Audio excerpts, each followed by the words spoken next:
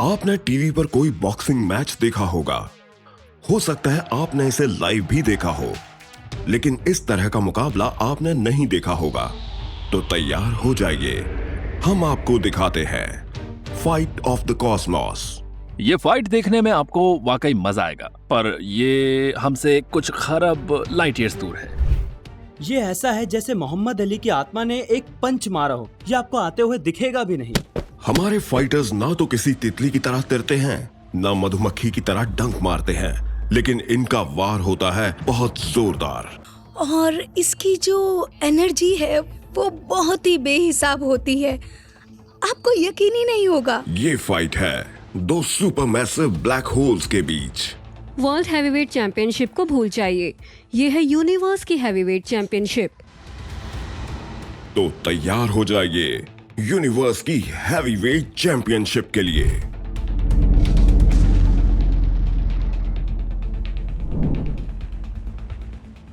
विज्ञान शो पेश करता है violent event in the universe. 2021 scientist को स्पेस में बहुत बड़ी गरज का पता चला। इसे पूरे यूनिवर्स में फैलती ग्रेविटेशनल वेव्स की सुनामी महाकाय लहरें कहा जा सकता है। इतनी बड़ी ग्रेविटेशनल वेव्स किसी बहुत ही बड़ी महाविनाशकारी इवेंट से आ सकती थी। यूनिवर्स बहुत बड़ा है और इसमें हर रोज बहुत सारे वायलेंट इवेंट्स होते ही रहते हैं। यूनिवर्स एक बहुत डरावनी जगह है। इसमें हर कहीं भारी उथल पुथल दिखती है। इसमें सुनाई देने वाली गुर्राहटें और गरज जबरदस्त कॉस्मिक फाइट के सुराग है, और ये यूनिवर्स में होने वाली सबसे उथल पुथल वाले इवेंट्स हैं। लेकिन हम ये नहीं जानते कि ये आवाजें आ कहां से रही हैं। मान लीजिए आधी रात में कोई तूफान आ रहा है। आप ना इसे देख सकते हैं और ना ही इसकी गरजती बिजली को, लेकिन आप इस दूर दराज मौजूद तूफान की आवाज को सुन सकते हैं और आप जानते हैं ये आ रहा है। तो ग्रेविटेशनल वेव्स की दूर दराज गरज भी किन्हीं हैवी वेट मुक्केबाजों की बॉक्सिंग रिंग के कैनवास को धड़धड़ा रही कदमों की आवाजों जैसी होती है। ये लहरें किसी भारी चीज के वजन की वजह से पैदा होती हैं। हमने पहली बार इन ग्रेविटेशनल वेव्स का पता नहीं लगाया है, और इनका पता लगता है लाइगो नाम के एक एक्सपेरिमेंट से। लाइगो एक ग्रेविटेशनल वेव ऑब्जर्वेटरी है। इसमें ब्लैक होल्स की टक्कर का पता लगाने के लिए बहुत ही सेंसिटिव इंस्ट्रूमेंट्स इस्तेमाल होते हैं। लाइगो ने हमारे यूनिवर्स को देखने के तरीके को एकदम बदल दिया है, लेकिन इसने इस रहस्यमय गरज को समझने में हमारी कोई मदद नहीं की। लाइगो के बारे में जो पहली बात हमें मालूम है वो ये है कि वो ग्रेविटेशनल वेव्स की एक खास रेंज के प्रति ही सेंसिटिव है। लाइगो सिर्फ उन्हीं ब्लैक होल्स के टकराने से पैदा सिग्नल का पता लगाता है जिनका मास हमारे सूर्य से कुछ गुना बड़ा है। हमारे एक्सपेरिमेंट ने दो छोटे स्टेलर मास ब्लैक होल्स के टकराने के सिग्नल्स पिकअप किए हैं। ये वेव्स हाई पिच वाली होती है और इनकी आवाज होती है किसी बॉक्सिंग बेल जैसी। डीप स्पेस की गरज की फ्रीक्वेंसी काफी कम होती है, किसी भीड़ की आवाज जैसी। इन फ्रीक्वेंसीज के बीच का फर्क एक गौरैया के बोलने और पानी के नीचे से आ रही एक ब्लू व्हेल की आवाज से भी ज्यादा होता है। कहने का मतलब है कि ये अंतर बहुत ही बड़ा होता है। डीप स्पेस रंबल की लो फ्रीक्वेंसी बताती है कि ये लहरें बहुत विशाल हैं। आप पानी में एक पत्थर फेंकिए और फिर उसकी लहरों को फैलते हुए देखिए। अब जरा इस पत्थर से 1 अरब गुना बड़ी चट्टान को पानी में फेंकने की कल्पना करें और उससे पैदा लहरों को देखें। अब इन्हीं लहरों की बात हम कर रहे हैं। इनका पता लगाना ज्यादा मुश्किल है क्योंकि ये लहरें इतनी बड़ी होती हैं कि इनकी एक वेव लेंथ की लंबाई करीब 15 लाइट ईयर्स है। आपको 15 साल इंतजार करना पड़ेगा, तभी सिर्फ एक वेव लेंथ पृथ्वी के पास से गुजरेगी। ये लहरें पृथ्वी पर मौजूद किसी डिटेक्टर द्वारा पता लगाए जाने के लिहाज से बहुत बड़ी हैं। तो इन विशाल तरंगों के सोर्स का पता लगाने के लिए कियारा मिंग्रेली और उनकी टीम पहले से स्पेस में मौजूद एक डिटेक्टर का इस्तेमाल करती हैं। ये चीज इतनी बड़ी है कि इन गैलेक्टिकल हैवी वेट्स पल्सर्स कहलाने वाले घूमते डेड स्टार्स को पिकअप कर सकती है। हमारी गैलेक्सी में बहुत सारे पल्सर्स हैं। इन्हें पल्सर्स इसलिए कहते हैं क्योंकि ये नियमित रूप से पल्सेट करते हैं। इन्हें कॉस्मिक लाइट हाउसेस कह सकते हैं। लाइट हाउस बीम्स इतनी नियमित होती हैं कि आप इनसे अपनी घड़ी मिला सकते हैं, लेकिन जब कोई बड़ी ग्रेविटेशनल वेव्स इनसे टकराती है तो फिर टाइमिंग गड़बड़ा जाती है। ऐसा पल्सार आगे पीछे होता रहता है और इससे उन पल्सार की टाइमिंग बदल जाती है जिसे हम उस ऑब्जेक्ट से नापते हैं। ग्रेविटेशनल वेव्स के सोर्स की पहचान के लिए कियारा और उनकी टीम स्पेस के लाइट ईयर्स के बीच फैले 100 पल्सर्स के बबल्स को नापती हैं। ये एक सुनामी जैसी होती हैं और पल्सर्स होते हैं समुद्र की सतह पर मौजूद बुएस। और अब सुनामी पास से गुजरती है तो हम उन्हें आगे पीछे ऊपर नीचे होते देख सकते हैं। तो हमारा पल्सर टाइमिंग अरे एक तरह का ग्रेविटेशनल वेव वार्निंग सिस्टम है। पल्सर अरे ने ग्रेविटेशनल वेव्स की सुनामी के सोर्स को पहचान लिया है। सिर्फ एक ही ऐसी चीज है जो एक बहुत लंबी वेव को बहुत लो पिच वाली ग्रेविटेशनल वेव बना सकती, और वो है सुपर मैसिव ब्लैक होल्स की टक्करें। ये बहुत बड़ी होती हैं और इन्हें अपना दबदबा जताना बखूबी आता है। Supermassive black holes binaries universe में सबसे जोरदार आवाज वाली ग्रेविटेशनल वेव्स पैदा करती हैं। ग्रेविटेशनल वेव्स के सिग्नल से एक बहुत ही अनोखी बात पता चली।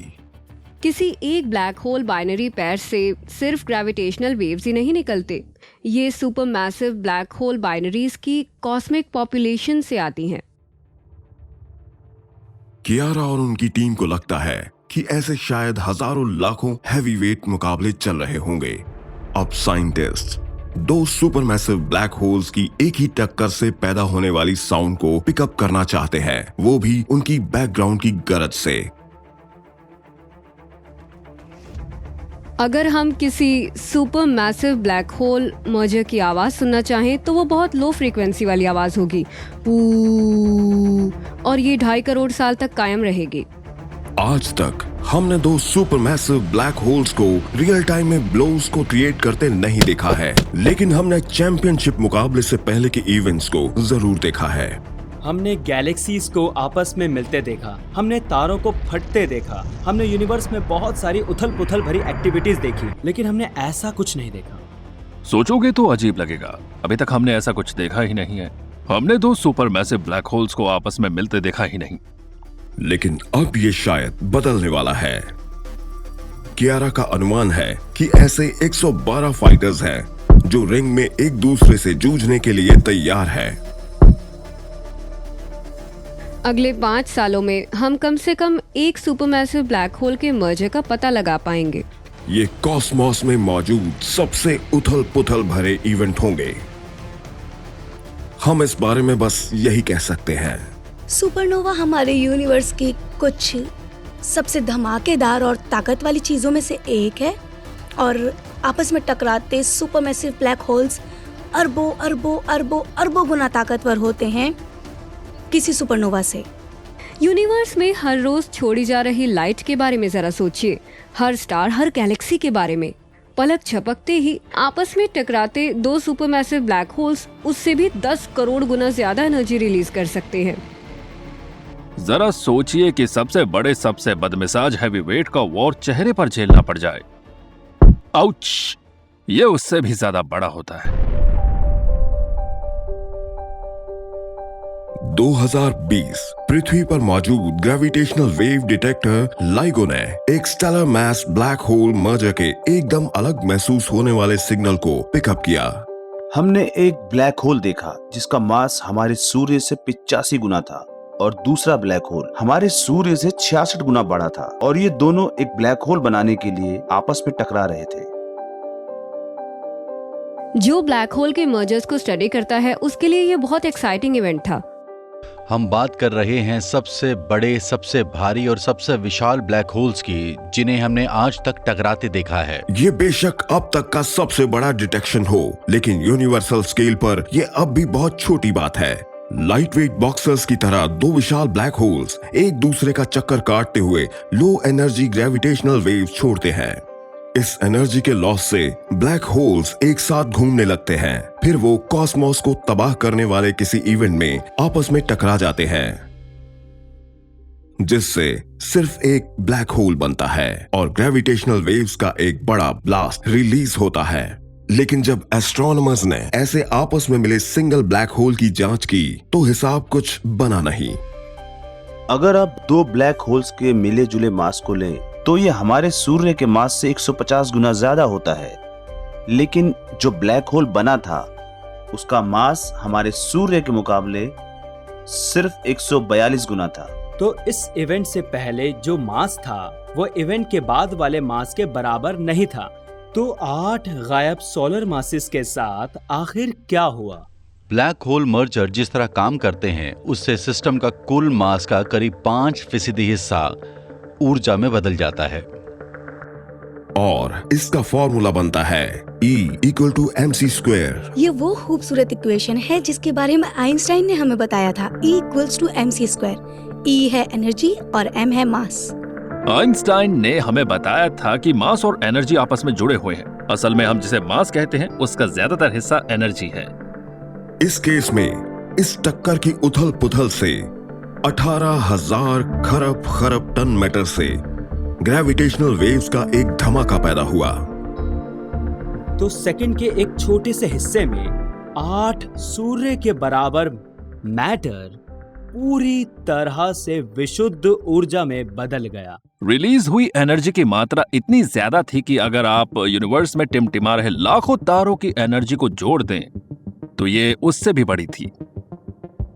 ये इवेंट रिलेटिव लाइट वेट की टक्कर का नतीजा था। दो स्टेलर मास ब्लैक होल की टक्कर।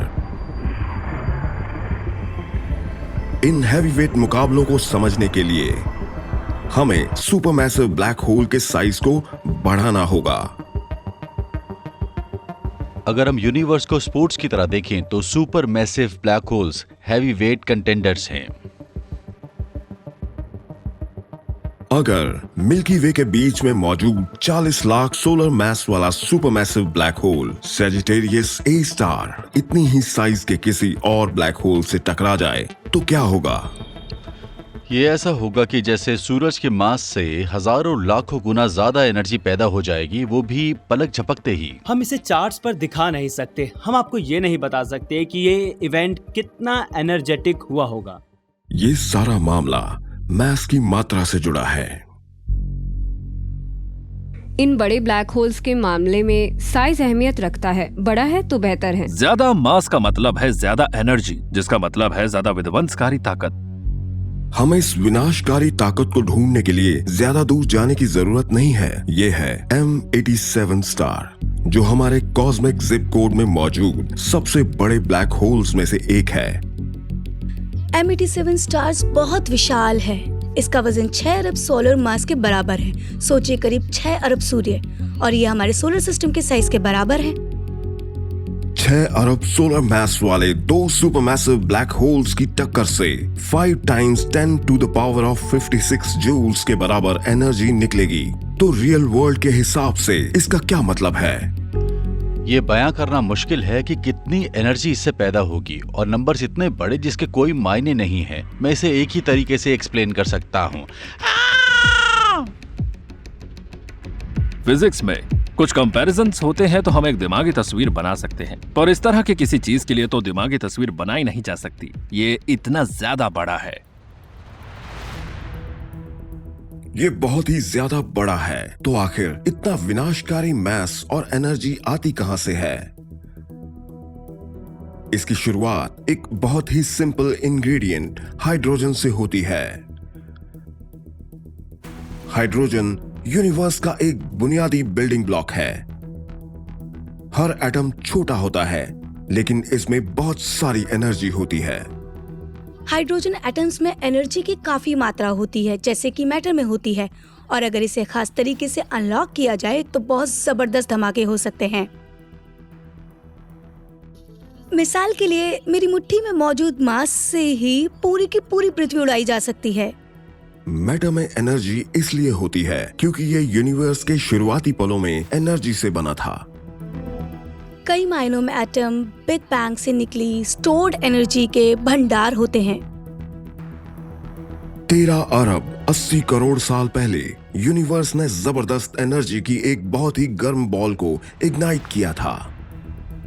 बिग बैंग के फौरन बाद बहुत ज्यादा एनर्जी पैदा हुई। ये इतनी ज्यादा थी कि नॉर्मल एटम्स बच ही नहीं पाए होंगे। जब ये शुरुआती एनर्जी ठंडी होने लगी तो फिर इससे बनने लगता है प्रिमिटिव मैटर। यूनिवर्स ने इस शुरुआती मैटर और एनर्जी को हाइड्रोजन एटम की शक्ल में लिया और एक सुपरमैसिव ब्लैक होल बनाना शुरू कर दिया। पहला कदम, विशाल स्टार्स बनाना। तो ग्रेविटी ने डस्ट, गैस और हाइड्रोजन को एकजुट किया और जब ये क्लाउड ज्यादा सघन होने लगे तो उसने और ज्यादा मटेरियल को अपनी तरफ खींचा। घूमने के दौरान ये और ज्यादा गर्म होते गए और जब टेम्परेचर और प्रेशर बढ़ने लगा तो कोर के अंदर न्यूक्लियर फ्यूजन शुरू हुआ और एक तारा बन गया। ये विशाल स्टार्स कॉस्मिक रॉक स्टार्स जैसे हैं। ये तेज रफ्तार जिंदगी जीते हैं और जल्दी दम तोड़ देते हैं और मरते वक्त ये जोरदार धमाके के जरिए एक सुपरनोवा बन जाते हैं। पूरे के पूरे स्टार का अंदरूनी हिस्सा बाहर आकर रिलीज करता है एक शॉक वेव और इस दौरान रफ्तार लाइट जितनी हो जाती है। फिर ये पृथ्वी को खत्म करने लायक एनर्जी रिलीज करता है। अगर किसी दम तोड़ते तारे का मास 15 स्टेलर से ज्यादा होता है तो इसका कोर एक ब्लैक होल में कोलैप्स कर जाता है। यूनिवर्स में बहुत हैरतअंगेज चीजें हो रही हैं। ये हाइड्रोजन एटम्स जैसे बेहद मामूली चीजों को लेकर ग्रेविटी के जरिए सारे स्टफ को एकजुट करता है और ब्लैक होल्स जैसी चीज बनाता है। हमारी कॉस्मिक हिस्ट्री में मौजूद ये चीजें मुझे बहुत ही खूबसूरत लगती हैं कि कैसे ये छोटी छोटी चीजें मिलकर बड़ी बन जाती हैं। लेकिन ये स्टेलर मास ब्लैक होल बहुत छोटे होते हैं। हैवी वेट कैटेगरी में आने के लिए इन्हें अरबों गुना ज्यादा बड़ा होना पड़ता है। लेकिन कैसे? ब्लैक होल्स कैसे बनते हैं सुपरमैसिव? ये एक बहुत पुराना सवाल है, हमें इसका जवाब नहीं मालूम। ब्लैक होल्स कैसे सुपरमैसिव बनते हैं, इसे लेकर हमारी जो मौजूदा समझ है वो बहुत ही सीमित है और हम ज्यादा कुछ जानते भी नहीं। हमें ये भी नहीं मालूम कि ये इतने बड़े कैसे बन जाते हैं। पर हमें ये मालूम है कि इस प्रोसेस के साथ जबरदस्त उथल पुथल, मौत और तबाही जुड़ी रहती है। सुपरमैसिव ब्लैक होल्स इतने बड़े कैसे बन जाते हैं? ये एक ऐसा सवाल है जो साइंटिस्ट्स को हैरानी में डाले हुए है। पर जून 2018 में हमें एक सुराग मिला था। AT2018 COW यानी काओ नाम की एक जबरदस्त चमक दिखाई दी जो अब तक का रिकॉर्ड किया गया सबसे ब्राइट धमाका था। बहुत ज्यादा एनर्जी रिलीज हुई और फिर अचानक सब कुछ खत्म हो गया। ये धमाका बहुत ही जोरदार था। शुरुआत में सोचा गया कि ये सिर्फ एक सुपरनोवा, एक फ्लैश ऑफ लाइट होगी, लेकिन समय के साथ साथ ये साफ हो गया कि ये बहुत ताकतवर थी। सुपरनोवा से कुछ ज्यादा ही चमकदार था और अपनी इस चमक की वजह से वो हमारी थ्योरेटिकल समझ के दायरे में फिट नहीं हो रहा था कि किसी सुपरनोवा को कितना ब्राइट होना चाहिए। एक एक्सप्लेनेशन ये है कि ये लाइट किसी ऐसे ब्लैक होल से आई होगी जो किसी ऐसे छोटे ड्वार्फ स्टार को फिट कर रहा होगा जिसका वजन सूर्य से कम होगा। इस मॉडल के अंदर फिट हो रहा है एक स्टार जो एक ब्लैक होल के कुछ ज्यादा ही करीब आकर टुकड़े टुकड़े हो रहा था और फिर सब कुछ इस ब्लैक होल में चला गया। किसी ब्लैक होल का मास हर बार किसी चीज को निगलने से बढ़ जाता है। अब चाहिए ये गैस का बादल हो, कोई सितारा या फिर दूसरा ब्लैक होल। अगर एक बार मास बढ़ जाता है तो वो कभी कम नहीं होता। लोग अक्सर मुझसे पूछते हैं किसी ब्लैक होल में समाने वाले मास का क्या होता है, क्या ये किसी दूसरे डायमेंशन में चला जाता है? इसका जवाब है नहीं, ये अब भी वहीं रहता है। ये ब्लैक होल के अंदर होता है और इनका आकार लगातार बढ़ता जाता है। कहीं ऐसा तो नहीं कि इस तरह ही कमजोर फ्लाईवेट ब्लैक होल्स बहुत बड़े और ताकतवर हैवी वेट बन जाते हैं? स्टार प्रोटीन जैसा होता है और ब्लैक होल किसी बॉक्सर जैसा। तो जितना ज्यादा प्रोटीन मिलता है ये उतने ही ज्यादा स्टार्स को खाते हैं और उतने ही ज्यादा ताकतवर बनते जाते हैं। लेकिन ट्रेनिंग प्रोग्राम एक्सप्लेनेशन के साथ एक प्रॉब्लम है। छोटे तारों को एक एक करके खाने से इन्हें तेजी से उतना मैस नहीं मिलता कि ये आज नजर आने वाले सुपरमैसिव ब्लैक होल्स जितने बड़े हो जाएं। ये यूं होगा जैसे बॉक्सर्स हर दिन सिर्फ एक अंडा खा रहे हों। उन्हीं की तरह ब्लैक होल्स को भी ज्यादा बड़ी खुराक चाहिए। और 2020 में हमने ऐसे एक ब्लैक होल्स का पता लगाया। एक ब्लैक होल से अचानक निकलने वाली ग्रेविटेशनल वेव एक डेड स्टार के अवशेषों को निगल रही थी, जो था एक न्यूट्रॉन स्टार। साइंटिस्ट्स के लिए जनवरी 2020 का साल एक्साइटिंग था, क्योंकि ऐसा पहली बार हुआ कि लाइको ने पहले ब्लैक होल न्यूट्रॉन स्टार के मर्जर को देखा। न्यूट्रॉन स्टार्स बेशक छोटे हो सकते हैं, लेकिन वो बहुत ही ज्यादा डेंस होते हैं। विशाल आकार वाले मास यानी कि न्यूट्रॉन स्टार की बात करते हैं। ये ब्लैक होल के लिए बड़ी खुराक है। ब्लैक होल ने एक ही बार में पूरे न्यूट्रॉन स्टार को निगल लिया। तो इस ब्लैक होल ने एक पूरे न्यूट्रॉन स्टार को खा लिया। इसका मतलब है कि इसने एक ही कोशिश में अपने वजन के 10% से ज्यादा हिस्से को हासिल कर लिया। 10% आपको सुनने में ज्यादा नहीं लगेगा, लेकिन फिर हमने एक और ब्लैक होल को सिर्फ 10 दिन बाद एक न्यूट्रॉन स्टार को निगलते हुए देखा, जिससे ये अंदाजा हुआ कि पूरे यूनिवर्स में बहुत से ब्लैक होल्स अपना आकार बढ़ाने में लगे हैं। लेकिन इतना वजन बढ़ाने के बावजूद सुपरमैसिव बनने के लिए ये सब पर्याप्त नहीं है। इन्हें और ज्यादा खुराक की जरूरत होती है। अगर आप ब्लैक होल हैं और अपना आकार बढ़ाना चाहते हैं तो सबसे अच्छा ये होगा कि दूसरे ब्लैक होल से मिल जाएं। लेकिन इसमें एक गड़बड़ है। अगर आप एक हल्के वजन वाले ब्लैक होल हैं और आप बाकी दूसरे हल्के ब्लैक होल्स को खाना चाहते हैं, तो यूनिवर्स की हिस्ट्री में इतना समय नहीं होता कि आप एक सुपरमैसिव ब्लैक होल बन जाएं। लेकिन आप मिडिल वेट ब्लैक होल बन सकते हैं।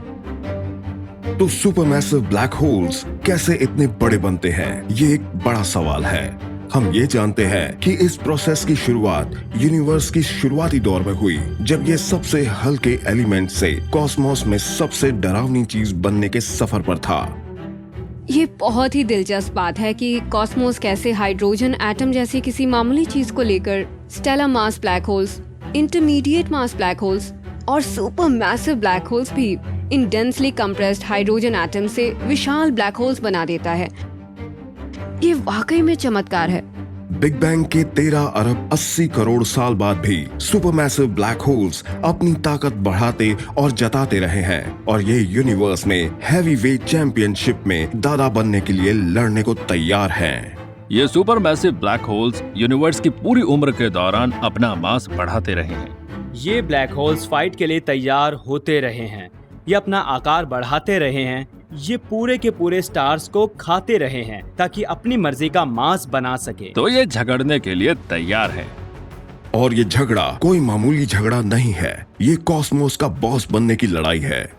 ये मुकाबला सुपरमैसिव ब्लैक होल्स में ही आपस में होगा, और ये सबसे भव्य अरेना में लड़ा जाएगा। फाइटर्स के इस काफिले को उनकी मेजबान गैलेक्सीज रिंग तक लाती है, लेकिन ये यात्रा भी उथल पुथल भरी होती है। इससे स्टारबर्स्ट, जेट्स और मारामारी की शुरुआत होती है। ये कॉस्मोस की हैवी वेट फाइट से पहले की तैयारी है। फाइटर्स के काफिले उनकी गैलेक्सीज अपने सुपरमैसिव ब्लैक होल्स को रिंग तक लाते हैं, और अब काफी हंगामा होने वाला है। गैलेक्सीज दिखने में शांत लग सकती हैं, लेकिन इनमें जबरदस्त मारामारी मच सकती है। इनमें से कुछ ऐसी हैं जो पूरी तरह बर्बाद हो गई हैं और दूसरी चीजों के साथ मिल रही हैं। देर सवेर हमारी अपनी गैलेक्सी भी दूसरी गैलेक्सी के साथ मर्ज हो जाएगी। कुछ अरब सालों में मिल्की वे और एंड्रोमेडा गैलेक्सी आपस में टकराएंगे। हालांकि ये एक ऐसा टाइम स्केल है जिसे मुझे फिक्र नहीं है। मिल्की वे और एंड्रोमेडा दोनों में सुपर मैसिव ब्लैक होल्स हैं, और जब ये टकराएंगी तो इनकी सुपर मैसिव ब्लैक होल्स भी आपस में टकराएंगे। ये इवेंट बहुत ही खतरनाक था हमारे सोलर सिस्टम के लिए। इस नई बनी गैलेक्सी से हमारा सोलर सिस्टम कहीं चला गया होता, या फिर गैलेक्सी से कहीं गायब ही हो गया होता। अगर इन सुपर मैसिव ब्लैक होल्स मिलने के बाद कोई जीवन आसपास होगा तो वो पूरी तरह तबाह हो जाएगा। जब गैलेक्सीज आपस में भिड़ती है तो उनकी ग्रेविटी एक दूसरे को खींचती है, ऐंठती है और उनकी बनावट को बदल देती है। हमारी गैलेक्सी अलग अलग तरीकों से वॉर्प्ड हुई होती, हम सोच भी नहीं सकते कि क्या हुआ होता। इस उथल पुथल भरे कॉस्मिक हंगामे में दो सुपरमैसिव ब्लैक होल्स एक दूसरे के करीब आते हैं और 1 अरब साल पुराना ये बहुत ही भव्य और खूबसूरत सा डांस पूरी तरह ग्रेविटी के द्वारा ही रचा जाता है। दो हैवीवेट फाइटर्स एक दूसरे के करीब पहुंचते हैं। ये अपने पैरों से कैनवास पर एक ताल पैदा करते हैं। जिस तरह चक्कर काटते ब्लैक होल्स लो एनर्जी वाली ग्रेविटेशनल वेव्स रिलीज करते हैं। ये विशालकाय जब एक दूसरे का पीछा करते हैं तो ऐसा करने के दौरान ये ग्रेविटेशनल वेव्स पैदा होती हैं। जून 2021 में एस्ट्रोनॉमर्स ने एक गैलेक्टिक टक्कर की तस्वीर ली और उन्हें एक कमाल का प्री फाइट फायरवर्क शो नजर आया। जब गैलेक्सीज आपस में टकराती है तो एक बहुत ही कमाल की चीज पैदा होती है जो है स्टार बर्स्ट्स। ये गैस इस ग्रेविटी का पीछा करती है तो एक तरह की बड़ी दौड़ शुरू होती है। गैस ज्यादा गर्म और सघन होते हुए शॉक वेव्स पैदा करती है और ऐसी हर शॉक वेव तारों की एक नई पीढ़ी को रचती है जो गैलेक्सी के कोर की तरफ बढ़ती है। अचानक तारों में होने वाला ये धमाका मर्ज होती गैलेक्सीज को रोशन कर देता है। अंदर आती ये गैस एक शानदार फाइटर्स को ताकत देती है। सुपरमैसिव ब्लैक होल्स चक्कर काटते हुए मर्ज होते गैलेक्टिक सेंटर की तरफ बढ़ते हैं। अगर कोई बहुत बड़ा ब्लैक होल है तो वो अपने आसपास गैस और दूसरे मटेरियल्स को ढूंढता है ताकि वो उसको निगल सके। ब्लैक होल एक तरीके से बहुत भूखा होता है। किसी भूखे सुपरमैसिव ब्लैक होल के लिए ये उसका लंच टाइम बुफे होता है। लेकिन सारी गैस इस सुपरमैसिव ब्लैक होल में नहीं चली जाती। मैटर के दूसरे हिस्से जिसमें फंस जाते हैं उसे कहते हैं एक्रीशन डिस्क, जो ब्लैक होल के बाहरी हिस्से के चारों तरफ घूमती रहती है। ये bright vortex supermassive black whole के चारों तरफ 32 लाख किलोमीटर प्रति घंटा की रफ्तार से घूमता है। डिस्क में मौजूद ये मटेरियल खुद से रगड़ खाते हुए फ्रिक्शन पैदा करता है। फ्रिक्शन से हीट पैदा होती है। अगर मैं अपने हाथों को एक दूसरे से रगड़ूं तो वो थोड़े गर्म हो जाएंगे और अगर मैं अपने हाथों को हजारों लाखों किलोमीटर प्रति घंटा की रफ्तार से रगड़ूं तो वो बहुत ज्यादा गर्म हो जाएंगे। एक्रीशन डिस्क बहुत ज्यादा गर्मी छोड़ती है। 2020 में नासा के हबल स्पेस टेलीस्कोप ने दो ऐसे एनर्जी से भरपूर सुपरमैसिव ब्लैक होल्स को फाइट के लिए तैयार होते देखा। हम इन्हें कहते हैं क्विज़ार्स। क्विज़ार्स बहुत ही ब्राइट ब्लैक होल्स की एक सब क्लास होती है जिसमें जबरदस्त पावर निकलती है, तो इन्हें यूनिवर्स के सुदूर छोरों पर देखा जा सकता है।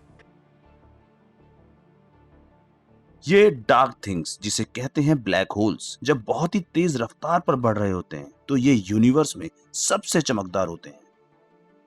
अब तक हमने आपस में मिलती गैलेक्सीज के कोर्स में क्विज़ार्स के 100 से ज्यादा जोड़ों का पता लगाया है।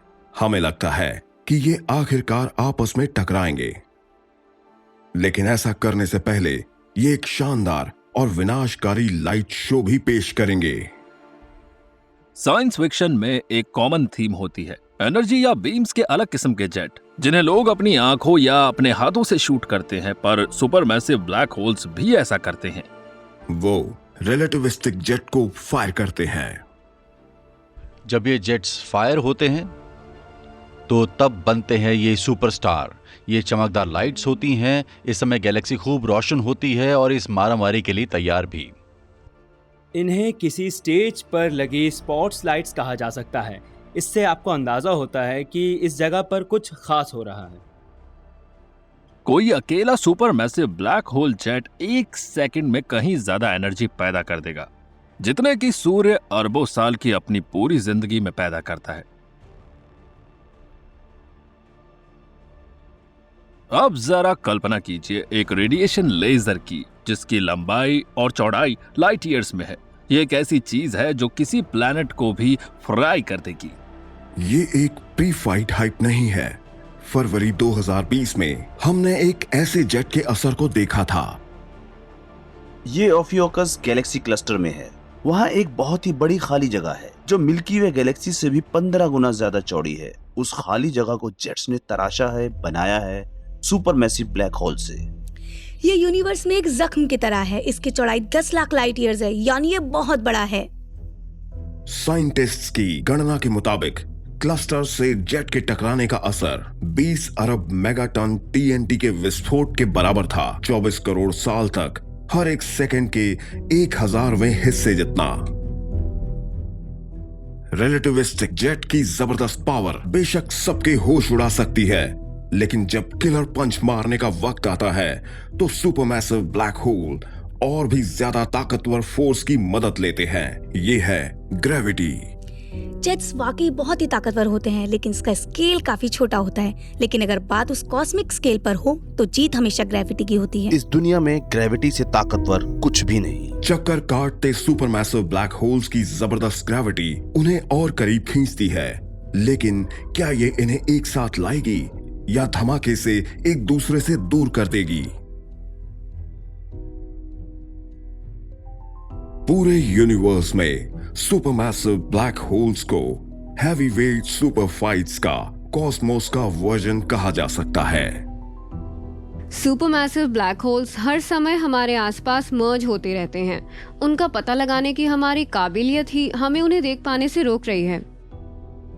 साइंटिस्ट ने सुपरमैसिव ब्लैक होल्स के कम से कम 12 ऐसे जोड़ों की पहचान की है जो एक दूसरे का चक्कर काट रहे हैं। हमें कुछ ऐसी गैलेक्सीज के सुराग मिले हैं जहां शायद ऐसा हो सकता है कि हमें 2 ऐसे चमकते ब्लैक होल्स दिखाई दे जो एक दूसरे के बहुत ही करीब आ रहे हैं। पर इन सभी मुकाबलों में कोई एक खत्म नहीं होने वाला। ब्लैक होल्स की टक्करें हमेशा होती रहती हैं, पर यह हमेशा प्लान के मुताबिक नहीं होती। जब ब्लैक होल्स पास पास आते हैं तो वाकई बहुत अजीब बातें हो सकती हैं। हबल स्पेस टेलीस्कोप को 3C186 नाम की एक दूर दराज गैलेक्सी में कुछ अजीब नजर आया है। ये एक क्वेज़ार है, एक एक्टिव सुपरमैसिव ब्लैक होल, पर यह गलत जगह पर है। लगभग हर गैलेक्सी में सुपरमैसिव ब्लैक होल उसके बीच वाले हिस्से में नजर आता है और इसका लॉजिक भी बनता है, क्योंकि सिर्फ इसी जगह पर इन्हें ताकत देने वाला मटेरियल होता है। पर 3C186 के मामले में कुछ अलग हुआ है। वो सुपरमैसिव ब्लैक होल सेंटर में नहीं है, और ये नहीं कि थोड़ा बहुत खिसका है, 35,000 लाइट ईयर्स खिसका हुआ है। तो किसी क्वेज़ार को कोर से 35,000 लाइट ईयर्स दूर देखने का मतलब है कि यहाँ कोई बड़ी उथल पुथल हुई होगी। क्वेज़ार गैलेक्सी के सेंटर से 64 लाख किलोमीटर प्रति घंटा की रफ्तार से दूर जा रहा है। ये सब हैरतअंगेज है। ये इतनी ज्यादा एनर्जी और फोर्सेस हैं कि इनके बारे में कल्पना करना भी बहुत मुश्किल है। तो भला क्या चीज किसी जाइंट ब्लैक होल को किसी गैलेक्सी से बाहर धकेल सकती है? आखिर किस चीज में इतनी ताकत है? जवाब है वो टक्कर जो बराबरी की भी नहीं थी।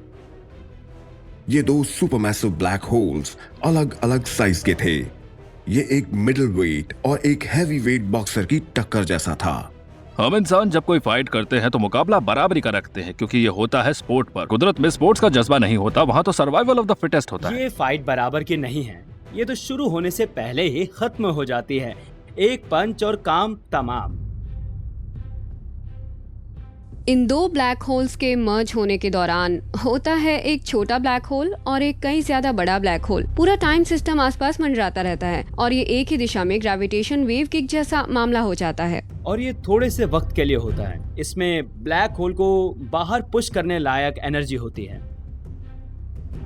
एक तरफ झुकाव वाला ये ग्रेविटेशनल पंच मर्ज्ड सुपरमैसिव ब्लैक होल को खात्मे की दिशा की तरफ बढ़ा देता है।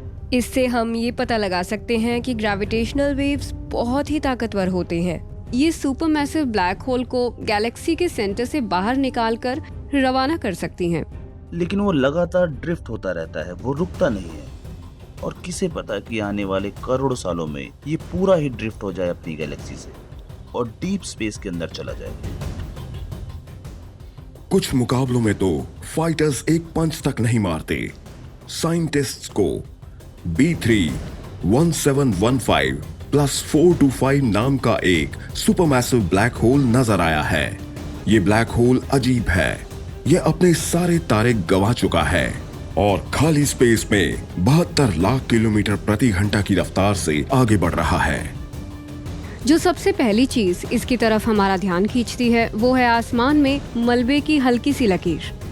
और ये ट्रेल गैलेक्सी के बीच वाले हिस्से की तरफ जा रही है। इसे हमें एक ड्रम ट्रक की तरह देख सकते हैं जो भरा है मिट्टी से और हाईवे पर धूल उड़ती जा रही है। ये एक नेकेड ब्लैक होल है। ये एक्सपोज्ड सुपरमैसिव ब्लैक होल अपने सारे तारे और गैलेक्सीज गवा चुका है। ये है एक ऐसा चैंपियन जिसके ना फैंस हैं और ना ही कोई काफिला। तो ऐसी कौन सी इवेंट हो सकती है जो किसी सुपरमैसिव ब्लैक होल से उसकी पूरी होस्ट गैलेक्सी ही छीन ले? यानी ये चीज तो वाकई बहुत ही बड़ी होनी चाहिए। B3 एक छोटी गैलेक्सी है और ये बहुत बड़ी गैलेक्सी से जाकर टकरा गई। बड़ी गैलेक्सी की ज्यादा ताकतवर ग्रेविटी ने इस ब्लैक होल से तारों को छीन लिया और इसे बाहर धकेल दिया। यूनिवर्स में आमतौर पर जो चीज बड़ी होती है वो जीत जाती है, तो ये गैलेक्सीज के लिए भी सच है। बड़ी गैलेक्सी अगर छोटी गैलेक्सी से मुकाबला करे तो बड़ी गैलेक्सी ही जीतेगी। पर जब दो बराबर के हैवी वेट रिंग में उतारे तो फिर मुकाबला कांटे का हो जाता है। ये होती है टाइटंस की टक्कर। मेरा बचपन अपने डैड के साथ बॉक्सिंग देखते हुए बीता, तो मैं हमेशा से ही एक बॉक्सिंग फैन रहा हूँ और मुझे ये बैटल अच्छी लगती है। और अगर दो सुपर मैसिव ब्लैक होल्स की टक्कर हो तो इससे बड़ा मुकाबला और क्या हो सकता है। अगर आप एक बॉक्सिंग फैन हैं तो ये मुकाबला बड़ा है। हम तैयार हैं और मुकाबले को लेकर काफी एक्साइटेड हैं। यहाँ दो सुपरमैसिव ब्लैक होल्स हैं, दोनों ही अपनी अपनी जगह पर हैं और ये इस सदी की सबसे बड़ी फाइट के लिए तैयार हो रहे हैं। अब बस इनका मुकाबला शुरू होने वाला है। कुश ये मिस करने वाली चीज नहीं है, मैं इसे देखना चाहूंगा। इससे बेहतर और भला क्या होगा। इन्हें अपने फन में माहिर खिलाड़ी कहा जा सकता है। इन्हें तगड़ी ट्रेनिंग मिली है, इनका साइज जबरदस्त है और ये मुकाबले के लिए तैयार है। तो हम कॉस्मोस की इस फाइट को बस कुछ ही सेकंड में देखने वाले हैं।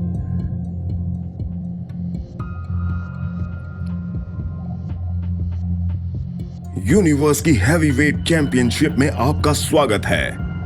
इसमें से एक है 8 अरब सोलर मैसेज वजन वाला गैलेक्टिक डिस्ट्रॉयर M101 स्टार और दूसरा है 7 अरब 80 करोड़ सूर्यों वाला स्टार क्रशर NAC-47 स्टार। ये दोनों आपस में मुकाबला करने के लिए तैयार है।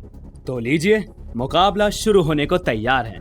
भीड़ जोश में है, बेल बज गई है और फाइटर्स एक दूसरे की तरफ बढ़ रहे हैं। ये तैयार हैं भिड़ने के लिए। तो मुकाबला ईमानदारी से होना चाहिए। अपने हाथ मिलाइए और अपने अपने कॉर्नर में जाइए। राउंड 1, दोनों हैवीवेट चक्कर लगाकर एक दूसरे को आंक रहे हैं। बॉक्सर्स जो करते हैं ब्लैक होल्स भी वही करते हैं। ये भी एक दूसरे का चक्कर लगाएंगे, एक दूसरे की ऑर्बिटिंग करेंगे और एक दूसरे को आंकेंगे। जब ये दो सुपर मैसिव ब्लैक होल काफी करीब आ जाएं, तो इनकी ग्रेविटी इन्हें एक दूसरे के करीब खींचेगी। तो सुपरमैसिव ब्लैक होल्स और करीब आ जाते हैं, सामने वाले को परखने की कोशिश करते हैं, ग्रेविटेशनल वेव्स को छोड़ते हैं जो अपने रास्ते में पड़ने वाली हर चीज को ऐंठ देती है। ये विशाल ग्रेविटेशनल वेव्स अपने आसपास मौजूद स्पेस टाइम के ताने बाने की शेप बिगाड़ देती हैं। ये थोड़ी बहुत नहीं पर काफी सारी। ये बॉक्सिंग रिंग में फाइटर्स की मौजूदगी को फील करने जैसा है, वो भी बहुत पास वाले शहर में।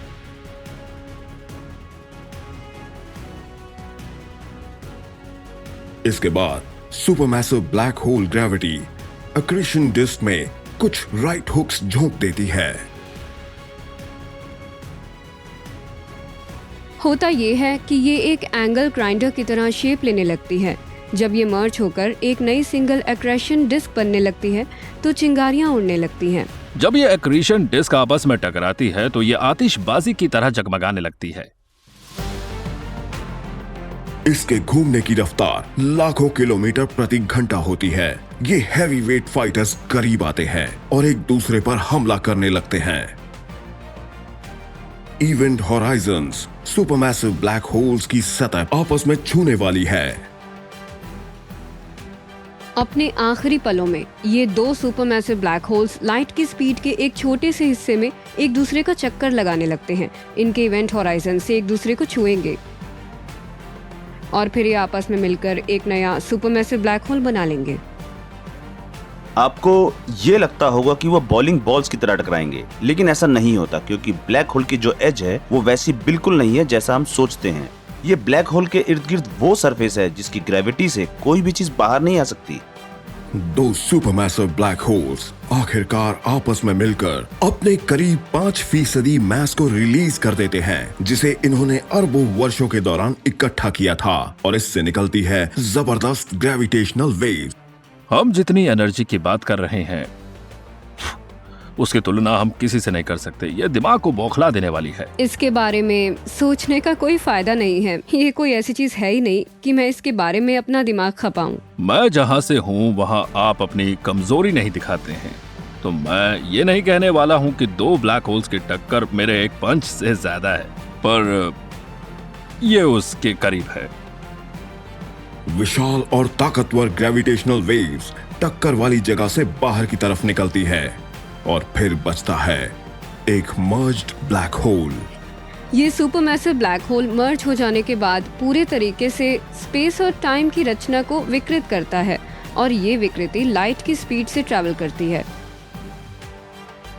आपस में टकराते दो सुपरमैसिव ब्लैक होल्स के मास का बाकी बचा 95% हिस्सा अब एक अल्ट्रा मैसिव ब्लैक होल में लॉक हो जाता है, और ये होता है यूनिवर्स का बेदात सुपर हैवीवेट चैंपियन। कम से कम फिलहाल तो ऐसा ही है।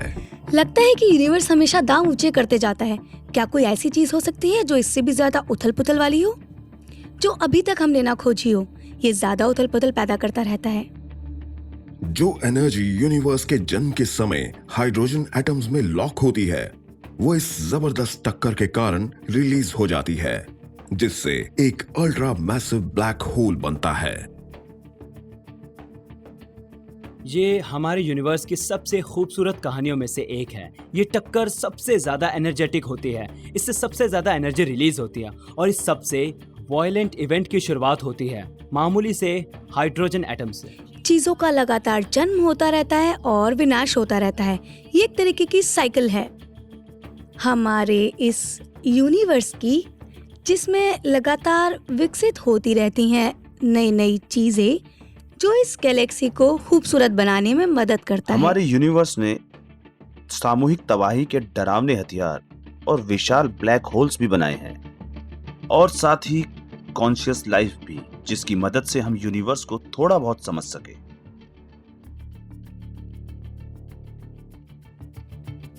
तो हमें हमारा चैंपियन मिल गया है, सुपरमैसिव ब्लैक होल द्वारा कंप्रेस्ड और फिर स्मैश्ड मैटर पैदा करता है यूनिवर्स का सबसे उथल पुथल भरा इवेंट। मेरे ख्याल से कोई कॉन्टेस्ट नहीं है। सुपरमैसिव ब्लैक होल कोलिजन्स होते हैं, वो बहुत एनर्जेटिक होते हैं। आप सोच भी नहीं सकते कि कितनी एनर्जी होती है उनकी टक्कर के दौरान। दो सुपर मैसिव ब्लैक होल्स का मर्जर पूरे यूनिवर्स में होने वाले किसी भी इवेंट से बहुत ही ज्यादा बड़ा होता है। इससे बड़ा कुछ नहीं। यूनिवर्स में एक सुपरमैसिव ब्लैक होल मर्जर हमें दिखने वाली सबसे ज्यादा उथल पुथल वाली चीज हो सकती है।